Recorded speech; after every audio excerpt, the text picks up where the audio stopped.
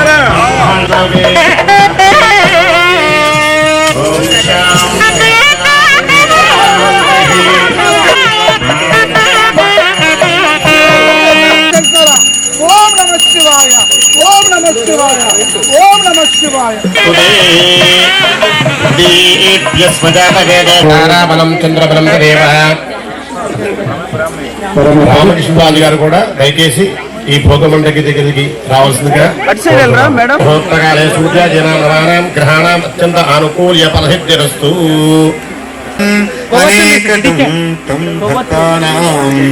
ఏకదంతముపాస్మహే సరస్వతీ నమస్తు. ఎల్లుండి కనుమ మొదటి రోజైనటువంటి భోగినాడు మనం ఏమి చెయ్యాలి, మనం ఏ విధంగా ఆచరించాలి అనేటువంటి విషయం చేసుకుంటూ ఈ పవిత్రమైనటువంటి కార్యక్రమం పర్యావరణానికి ఈ వైవిధ్యానికి మేలు చేసేటువంటి కార్యక్రమంలో పాల్గొంటున్నటువంటి మరి ఇతరమైనటువంటి పాత విధానాల్లో ఉన్నటువంటి చెడునంతా తొలగించ వైభవంగా శుభప్రదంగా జరపడానికి భోగి మంట ఎంతగానో మనం అక్కడ మరి ఆ భోగి మంటను చూస్తూ ఉన్నాం. దేదీప్యమాట పరిశుద్ధము చేయగలిగినటువంటిది. మరి మైత్రి కూడా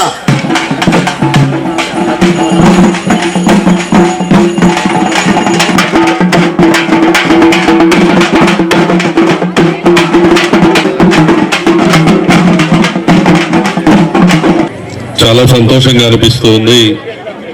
ఈరోజు దెందులూరు గ్రామం ఎంపీ గారితో పాటుగా ఇక్కడికి రావటం. ఎందుకంటే సంక్రాంతి అంటేనే గోదావరి